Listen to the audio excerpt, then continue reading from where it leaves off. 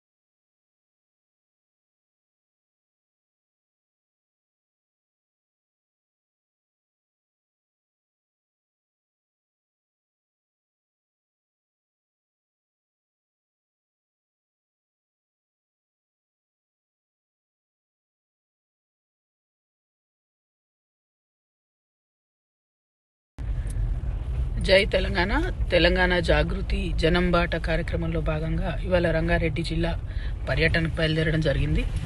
అనేక అంశాలను రంగారెడ్డి జిల్లా పర్యటనలో మేము ఇవాళ ప్రజల దృష్టికి, ప్రభుత్వం దృష్టికి తీసుకొని రాబోతా ఉన్నాం. అట్ ద సేమ్ టైం నిన్న సూర్యాపేటలో ఒక కస్టోడియల్ డెత్ జరిగింది. ప్రత్యేకించి ఒక దళిత బిడ్డను పోలీసు వాళ్ళు నిర్దాక్షిణ్యంగా కొట్టి చంపివేయడం జరిగింది. పైగా ఆ కుటుంబాన్ని భయభ్రాంతుల్ని చేసి పోలీసుల మీద యాక్షన్ లేకుండా చేయాలని చెప్తా ఉన్నారు. నేను రాష్ట్ర ప్రభుత్వాన్ని, డీజీపీ గారిని డిమాండ్ చేస్తూ ఉన్నాను. తక్షణమే ఆ కస్టోడియల్ డెత్ మీద ఇన్వెస్టిగేషన్ జరగాలి. ఏమైంది తేటతెల్లం చేయాలి. దళితుల మీద జరుగుతున్నటువంటి దాడికి ప్రభుత్వం పూర్తి బాధ్యత తీసుకోవాలి. ఆ కుటుంబాన్ని భయభ్రాంతుల్ని చేయొద్దని చెప్పి నేను డిమాండ్ చేస్తూ ఉన్నాను. జై తెలంగాణ.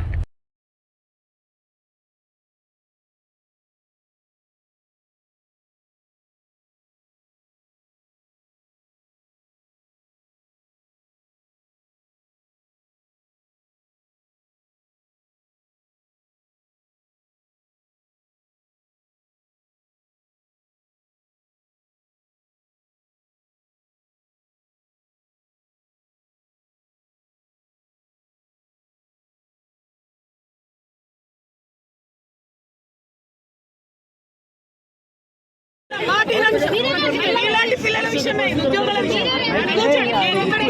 నేను ఎక్కడికి రాను. ఎంతమందిని అరెస్ట్ చేస్తారు అక్కడ నుండి ఇక్కడ వరకు? ఇది కరెక్ట్ కాదు.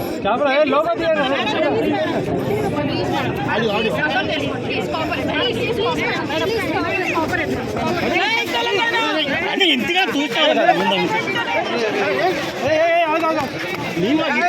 తోచింది.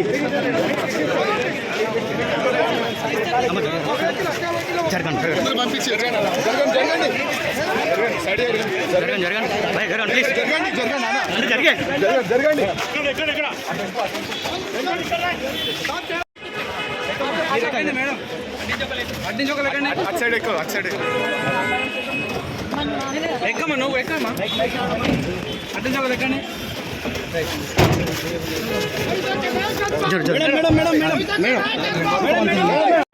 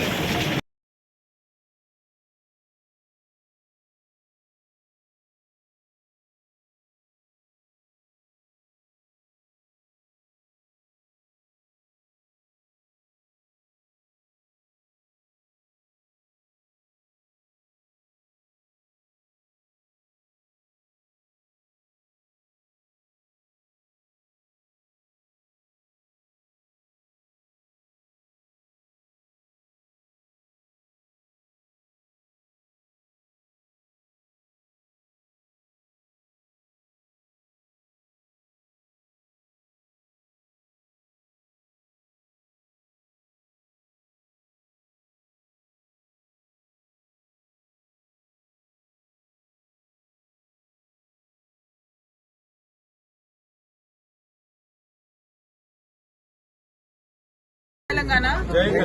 ఇవాళ తెలంగాణ జాగృతి జనంబాట కార్యక్రమంలో భాగంగా రంగారెడ్డి జిల్లాలో మరి పర్యటిస్తా ఉన్నాము. రంగారెడ్డి జిల్లాలో పొద్దునుండి షేర్లింగంపల్లి, చేవెళ్ల, రాజేందర్ నగర్ చూసుకుంటూ ఇక్కడికి షాద్ నగర్ రావడం జరిగింది.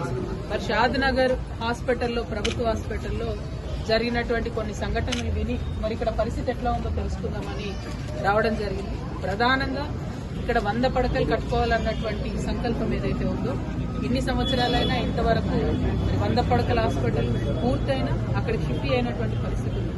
ఇప్పుడు ఉన్నటువంటి బిల్డింగ్ ఎక్కడికక్కడ పెచ్చులూడిపోయి పేషెంట్లను పెడితే వాళ్ళ మీద ఎడబడుతుందో అనేటటువంటి పరిస్థితి, కొంచెం వాన పడ్డా కూడా అన్ని ఫ్లోర్స్లలో ఉరుస్తున్నటువంటి పరిస్థితి కనబడతా ఉంది. ఎట్ ద సేమ్ టైం ఈ 50 బెడెడ్ హాస్పిటల్లో అరకొర వసతులతో, తక్కువ స్టాఫ్తో కూడా మెడికల్ సిబ్బంది అందరూ కూడా సేవలు అందించడం అనేది నిజంగా వాళ్ళందరూ నేను మనస్ఫూర్తిగా అభినందిస్తున్నాను. స్టాఫ్ నర్సులు 28 మంది ఉన్నారు, కానీ 12 మందే ఉన్నారు. అయినా సరే గైనకాలజిస్టులు 6 మంది ఉన్నారు, ఒకటే ఒక డాక్టర్ ఉన్నారు. అయినా సరే పోయిన నెల 101 డెలివరీలు గవర్నమెంట్ హాస్పిటల్లో చేసిందంటే వాళ్ళ మీద స్ట్రెయిన్ ఎక్కువైతున్నటువంటి సందర్భాన్ని నేను గమనిస్తా ఉన్నాను. ఎట్ ద సేమ్ టైం ప్రభుత్వ వైద్యులకైనా అధికారులకైనా నేను సూచన చేసేది ఏంటంటే, గవర్నమెంట్ హాస్పిటల్కి వచ్చేటటువంటిది చాలా పేదవాళ్ళు వస్తారు కాబట్టి కొంచెం కన్సర్న్తోని, కొంచెం ప్రేమతోని వారిని ట్రీట్ చేస్తే బాగుంటుంది అనేటటువంటిది ఇక్కడ అందరు కూడా చెప్తున్నటువంటి విషయం. ఇక మరి ప్రభుత్వ హాస్పిటల్ గురించి మొత్తం ఆలోచించుకుంటే శానిటేషన్ సిబ్బంది కావచ్చు, కేర్ టేకర్స్ కావచ్చు, వీళ్ళందరినీ కూడా ప్రైవేట్గా మనం తీసుకోవడం జరుగుతుంది. వీళ్ళందరినీ కూడా అవుట్ సోర్సింగ్ నుంచి తీసుకుంటాం. వీళ్ళెవ్వరికీ కూడా జీతాలు సరిగ్గా లేనటువంటి పరిస్థితి, రాకపోతే జీతాలు 3 నెలలు రానటువంటి పరిస్థితి. సో రకరకాల ఇబ్బందులు ఉన్నాయి. ఏదైతే హాస్పిటల్ డెవలప్మెంట్ ఫండ్ ఉంటుందో అది కూడా వస్తలేదు. సో దాంతో మందులు కొనాలన్నా ఇంకోటన్నా ఇబ్బంది అయ్యే పరిస్థితి. సో ఇక్కడ కూడా ప్రైవేట్ హాస్పిటల్ లాగానే ఆరోగ్యశ్రీ మీద డాక్టర్లు కానీ, పేషెంట్లు కానీ ఇక్కడ ఆరోగ్యశ్రీ చేసినటువంటి ఆపరేషన్స్కి వచ్చే డబ్బుల్నే వైద్యులే రొటేషన్ చేసుకునేటటువంటి పరిస్థితులు చెప్తే డిపార్ట్మెంట్ నుంచి ప్రత్యేక శ్రద్ధ అనేది కనబడటం. సో నేను 2 విషయాలు డిమాండ్ చేస్తా ఉన్నా. ఒకటి, 100 పడకల హాస్పిటల్ త్వరితగతిన పూర్తి చేసి అక్కడికి షిఫ్ట్ చేయాలి. ఈ బిల్డింగ్ పాడైపోయినటువంటి పరిస్థితి ఉంది కాబట్టి. 2, ఈ 2 కలిపి వాడుకున్నా కూడా సరిపడంత మంది పేషెంట్స్ ఉన్నారు, చాలా స్ట్రెయిన్ అవుతున్నది. కాబట్టి స్టాఫ్ని తొందరగా పెంచాలి. అది నర్సెస్ అయినా, మేల్ నర్సెస్ అయినా, డాక్టర్స్ అయినా, ముఖ్యంగా గైనకాలజిస్ట్ అయినా కూడా పెంచాల్సినటువంటి అవసరం ఉందనేటటువంటిది భావిస్తున్నాం. అదేవిధంగా పేషెంట్స్తో ఇంటరాక్ట్ అయినప్పుడు ఏదైతే క్రితం ప్రభుత్వం ఇచ్చినటువంటి కేసీఆర్ కిట్ ఉందో, నెలకు 1000 రూపాయల డబ్బు ఉందో, అది ప్రభుత్వం ఇవ్వకపోవడం అనేది అందరూ కూడా బాధపడుతున్నటువంటి సందర్భాన్ని కూడా గమనిస్తా ఉన్నాం.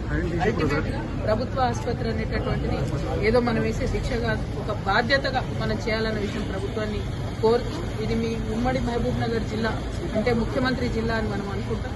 కాబట్టి ముఖ్యమంత్రి గారు ప్రత్యేక శ్రద్ధ పెట్టి త్వరితగతిన 100 బెడెడ్ హాస్పిటల్ ఓపెన్ చేయాలి, డాక్టర్స్ నింపాలి, పేషెంట్స్ ఆదుకోవాలని కోరుతా ఉన్నాను. Thank you. జై తెలంగాణ. మా పర్యటన ఇంకా కొనసాగుతూ ఉంది కాబట్టి అన్ని కూడా కలిపి రేపు మళ్ళీ ఒకసారి ప్రెస్ మీట్ లో ప్రతి నియోజకవర్గానికి సంబంధించిన అంశాన్ని కూడా చెప్తాం. మీడియా మిత్రులందరూ కూడా ధన్యవాదాలు. జై తెలంగాణ. రాష్ట్ర వ్యాప్తంగా 33 జిల్లాలలో ప్రస్తుతం ఎటువంటి పరిస్థితుల్లో ప్రజలు ఉన్నారో తెలుసుకోవడానికి, అదేవిధంగా ఇంకా చాలా సమస్యలు అపరిష్కృతంగా ఉన్నాయి, వాటి గురించి ఆలోచన చేయడానికి వెళ్తూ ఉన్నాం. ఉదాహరణకి అలా పొద్దున మేము పోయినాం, 45 సంవత్సరాల నుంచి వాళ్ళు అక్కడే నివాసం ఉంటున్నారు. ప్రతి గవర్నమెంట్, ఉమ్మడి ఆంధ్రప్రదేశ్లో, తెలంగాణలో ప్రతి గవర్నమెంట్ వాళ్ళకి ఇళ్ల పట్టాలు ఇస్తామని వాగ్దానం చేసింది రాజేంద్ర నగర్. కానీ ఇంతవరకు ఎవరు కూడా చేయలేదు. ఫారెస్ట్ డిపార్ట్మెంట్ ల్యాండ్ ఇస్తే మన సమస్య పరిష్కారం, కానీ అది ఎందుకో జరగలేదు. అక్కడ నుంచి మంత్రులైన వాళ్ళు ఉన్నారు, అయినా కూడా జరగదు. కాబట్టి అట్లాంటి సమస్యలు జాగృతి చేయడం, ప్రజలకు కొంత ఎంతో కొంత హెల్ప్ అవ్వాలనే ఉద్దేశంతో పనిచేస్తూ ఉన్నాం. యాక్చువల్లీ లక్ష్మీదేవపల్లికి పోదాం అనుకున్నాం, కానీ అక్కడ ఏమీ లేదు, ఫౌండేషన్ స్టోన్ కూడా లేదని చెప్పి. సో దాని గురించి విస్తారంగా రేపు ప్రెస్ మీట్ లో మాట్లాడటం జరుగుతుంది. ఓవరాల్ గా విషయం ఏంటి అంటే, థ్యాంక్ యూ. జై తెలంగాణ.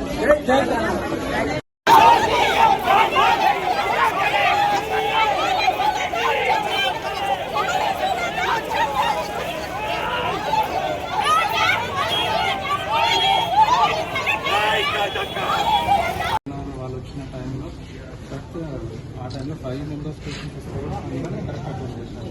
ఎక్కడ ఫోన్లో మాట్లాడినా కూడా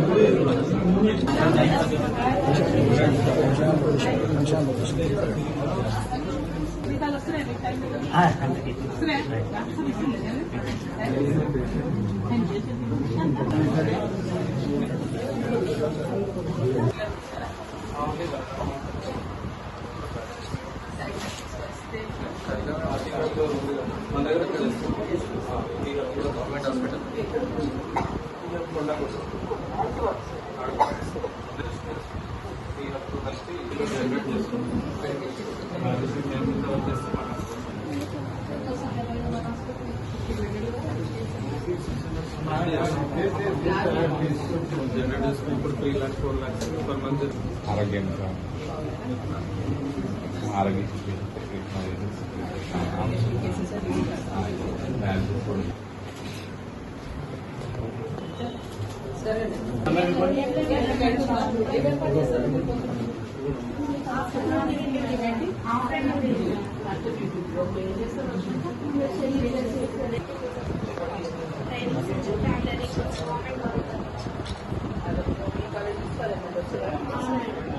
బాగానే ఉందా?